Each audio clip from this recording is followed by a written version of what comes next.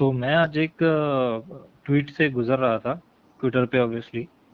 और राधिका गुप्ता जी का एक ट्वीट मैंने देखा, जहाँ पर वो ये बोल रही हैं कि जो है उनका जो पैनल है उसमें उन लोगों को फीमेल की ज़रूरत है। और उसी के सपोर्ट में नीचे जो है उन्होंने ये भी लिखा है कि उन्होंने अपने जो टीम्स हैं, उनकी जो कंपनी है, उसमें उन्होंने काफ़ी सारे बदलाव किए हैं, जिसमें उन्होंने जो है फीमेल सीईओ और फीमेल सीईओ को रखा हुआ है। और जो काफ़ी सारी मल्टीपल टीम्स हैं उनकी उनकी कंपनी में जो काम कर रही हैं, तो उन सारी टीम्स के जो लीड्स हैं, जो हेड्स हैं उन टीम्स के, इन्होंने कोशिश की है कि वो सारी की सारी औरतें ही हों। तो यहाँ पर मैं ये एक चीज़ नोटिस कर रहा हूँ कि जो है ये फेमिनिस्ट तो नहीं बोलेंगे, फेम जो एक वर्ड आपने कॉइन किया था मेरे से कुछ डिस्कशंस पहले, तो हाँ, फेमटर्ड बोलते हैं इसको, रिटार्डेड फेमिनिस्ट।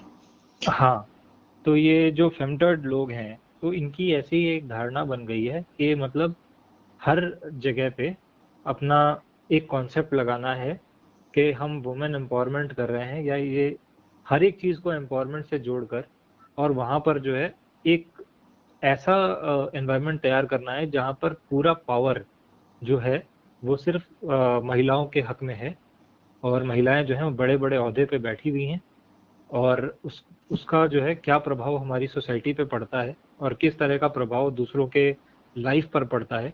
ये वाली चीज़ें सोचने वाली हैं कि अगर हर कोई इस तरह से सोचेगा तो समाज का क्या होगा। एक तरफ तो हम इक्वालिटी की बात करते हैं, और दूसरी तरफ हम उसी इक्वालिटी को आंखें पर रखकर इक्वालिटी कहाँ है भाई? जो मैं देखिए, हम लोग तो हमेशा बोलते हैं ना, it was never about equality, it was always about dominance. और इसने जो पहला ट्वीट किया, ये मैं इसका बैकग्राउंड देता हूँ आपको।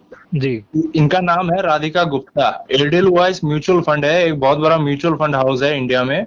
जी जी जी। उसका एमडीओ एंड सीईओ बोथ, दोनों पोजीशन में ये है। अच्छा। और इनका ट्वीट था, तो इन्होंने वो कोई डिस्कशन के बारे में बोला था कि कोई एक डिस्कशन अरेंज हो रहा था, तो उसमें कोई उनको फीमेल वॉइस नहीं मिला, तो उन लोगों ने डिस्कशन कैंसिल कर दिया। भाई, इतनी कर्टेसी दिखाओगे तुम लोग? वो अगर कोई मेल पैनलिस्ट ना मिले तो नहीं नहीं। दिखाओगे। और दूसरी बात है, इन्होंने खुद को ही एक्सपोज कर दिया। नीचे वाला जो ये स्क्रीनशॉट हमने लगा दूंगा मैं इधर, इसमें इन्होंने खुद ही उसको एक्सपोज कर दिया कि इनका एक्चुअली प्राइम ऑब्जेक्टिव क्या है। जब ये ऐसे औरतें जो हैं, मैं औरतें ही बोल रहा हूँ, मैं सारी औरतों को बोल रहा हूँ, क्योंकि मर्द क्या है कि वो तो रैशनल थिंकिंग करके बोलेगा कि नहीं, इक्वल रिप्रेजेंटेशन होना चाहिए, तो हम 50-50 डालेंगे। तो जब जी। तुम 50-50 डालोगे, जो वो 50% डाल रहे हो ना, वो 50% तुम्हारे 100% को खा जाएगा। क्योंकि इसने इस ट्वीट में इसने ये पूरा एकदम जाहिर कर दिया है कि इन लोगों का मेन ऑब्जेक्टिव ही है पावर को ग्रैब करना। नहीं तो तुमने सीईओ तो तुम खुद ही हो, मैनेजिंग डायरेक्टर भी तुम खुद ही हो, चीफ फाइनेंशियल ऑफिसर भी तुमने किसी एक औरत को बैठाया, फिर चीफ ऑपरेटिंग ऑफिसर भी तुमने किसी महिला को बैठाया। और अब इसकी कोशिश है कि जितने भी फंड्स है, म्यूचुअल फंड में बेसिकली फंड होते हैं डिफरेंट डिफरेंट, और उसके हेड होते हैं, और हेड के अंदर एक एक टीम होती है। तो ये सारे फंड के अंदर ये लेडीज को बैठाना चाहती है। अच्छा।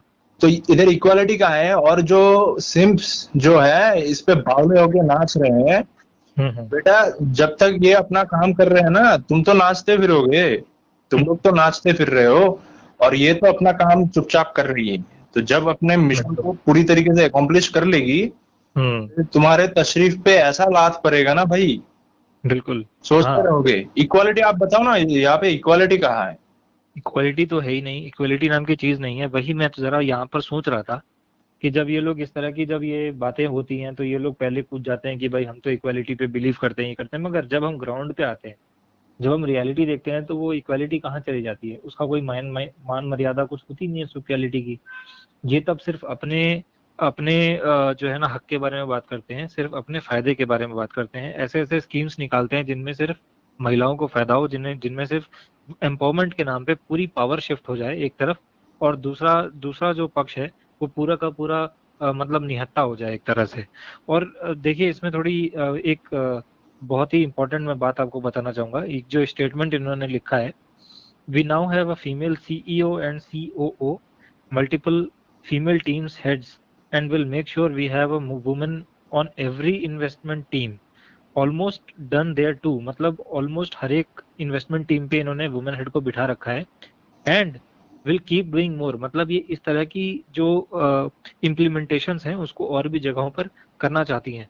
तो इससे साफ साफ ये जाहिर होता है कि आप जो है एक तरह से जो पावर है वो पूरी तरह से आप शिफ्ट करना चाहते हो। और आयरनी देखो भाई, थोड़े दिन पहले हमारे एक सुप्रीम कोर्ट के चीफ जस्टिस ने बोला था कि पावर पावर जो वो है, मतलब पावर स्ट्रक्चर जो है वो एक्सट्रीमली डोमिनेटेड बाय मेल। जी। और यहाँ पे तो ये चल रहा है कारण। तो यही बात है, अगर आप उठाएंगे भी तो ये एक चीज जैसे अभी हम डिस्कस कर रहे हैं, तो हमारे जो सुनने वाले लोग हैं उसमें कुछ लोग इस चीज को समझेंगे, लेकिन बहुत सारे लोग ऐसे होंगे जो सिंप प्रवृत्ति की होंगे ना, वो इसका मजाक भी उड़ाएंगे कि यार ये लोग किस तरह की बातें कर रहे हैं, इनकी सोच बड़ी पिछड़ी है, इनकी सोच इनका क्या है ना, इनका ये है कि अभी तो इनको कोई इफेक्ट नहीं हो रहा, इस वजह से ये लोग मतलब आराम से चल रहे हैं। बिल्कुल बिल्कुल। इफेक्ट कब होगा इसका, जब ये लोग उन पोजीशंस पे 10-15 साल बिता देंगे और धीरे धीरे तुमको एकदम वाइप आउट कर देंगे पूरे ऑर्गेनाइजेशन से। और एक बात सोचो, ये खुद एमडी है, सीईओ है, तो इसका इसके ट्वीट से पता चलता है कि इनका रिक्रूटमेंट का बेसिक क्राइटेरिया क्या है। बिल्कुल। बेसिक क्राइटेरिया ही जेंडर है, तो मेरिट तो गया बाहर में। मेरिट तो गया, बिल्कुल मेरिट गया बाहर में। तुम खाली औरत देख के उसको डालोगे वहां पे, तो फिर तो पता है क्या होने वाला है। रोनी भाई, यहाँ पर एक ये भी बात है कि मेरिट देखकर डाल दोगे, और एक चीज ये भी है मेरिट को नजरअंदाज करके डालोगे, और एक चीज ये भी है कि अगर आप गवर्नमेंट पॉलिसीज की बात करें तो गवर्नमेंट पॉलिसीज जो है पहले से इस तरह की बदल चुकी हैं कि आपको जो है अपने कंपनी में 40-60 का रेशियो मेंटेन करना बहुत जरूरी है। तो आप ये समझ लीजिए कि 40% जो है ऑलरेडी एक तरह से जो है रिजर्वेशन चल रहा है वुमेन्स के लिए। हाँ, और प्राइवेट एंटिटीज में, प्राइवेट या गवर्नमेंट कोई भी एंटिटी हो, मतलब लिस्टेड एंटिटी हो या अनलिस्टेड एंटिटी हो, मतलब कोई भी कंपनी हो, जब वो एक सर्टेन साइज के ऊपर जाता है, जैसे मुझे ढंग से याद नहीं है, शायद 500 करोड़ होता है, उस साइज तक कोई कंपनी पहुंचती है तो मैंडेटरी रूल है गवर्नमेंट का, तुम्हें बोर्ड ऑफ डायरेक्टर में एक लेडी को अपॉइंट करना होगा। और एक इसमें एक लीगल एस्पेक्ट भी है कि जो आर्टिकल 15 है, हमारे 15 सबसेक्शन 3 जो हमारे कॉन्स्टिट्यूशन का है, वो सिर्फ स्टेट्स को, मतलब जो राज्य है और सरकारें हैं, इनको ये अधिकार देता है कि आप ऐसे पक्षपाती जो पॉलिसीज है बना सकते हो जो आउटराइटली किसी और के साथ डिस्क्रिमिनेट कर रहा हो। लेकिन ये प्रिविलेज प्राइवेट एंटिटीज को तो नहीं है। लेकिन कोई लॉयर इसके ऊपर केस फाइल करेगा या फिर कोई कोर्ट इसके ऊपर कॉग्निजेंस लेगा? नहीं, कोई नहीं लेगा, क्योंकि ये लोग उस चीज को जब ये लोग सपोर्ट कर रहे हैं, देखिए आज के डेट में हम लोग देखते हैं कि किस तरीके के जो है जजमेंट आते हैं, किस तरीके का जो पार्शियल लॉज बने हुए हैं। तो जब पहले से ही पार्शियलिटी है तो आप ये सोचेंगे कि अगर आप इस मुद्दे को ले जाके किसी कोर्ट में, हाई कोर्ट में, सुप्रीम कोर्ट में आप उठाएंगे तो आपको जस्टिस मिल जाएगा। तो ऐसा बिल्कुल भी नहीं है, और ना इसको कोई संज्ञान में लेने वाला है, कोई इसके बारे में बात नहीं करने वाला है। तो ये एक ऐसी, हाँ, वो बिल्कुल सही कहा आपने। तो इसको मैं इस तरीके से देखता हूँ कि आप इन लोगों को रोक नहीं सकते, क्योंकि ये लोग अभी कुछ लोग कहेंगे कि इन लोगों के पास, महिलाओं के पास कोई अधिकार नहीं है, वो उनके पास पावर नहीं है, लेकिन इनके पास काफी है।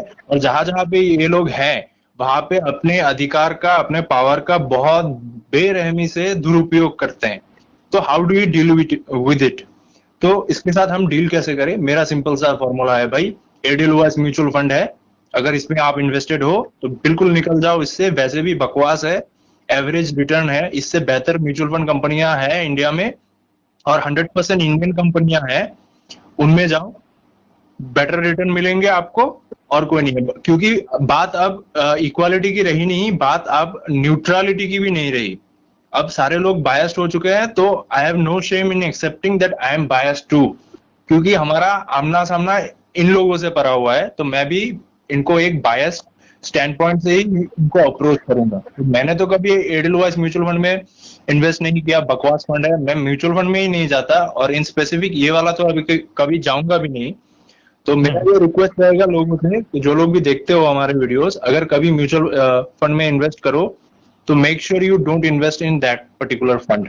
हाँ, मैं भी यही चाहूंगा कि इस तरह के लोगों को, इस तरह की धारणा को, और खास करके ऐसी ऑर्गेनाइजेशंस को जो इस तरह की एक तरफा धारणा को प्रमोट करती है, इसको कभी भी सपोर्ट ना मिले किसी तरह से भी, चाहे वो एम्प्लॉयज ही हो और चाहे वो जो लोग ऐसी कंपनीज को ज्वाइन करना चाहते हैं, इन्वेस्ट करना चाहते हैं, वो 10 बार सोचें अपना पैसा या अपना समय ऐसी कंपनी में इन्वेस्ट करने से पहले।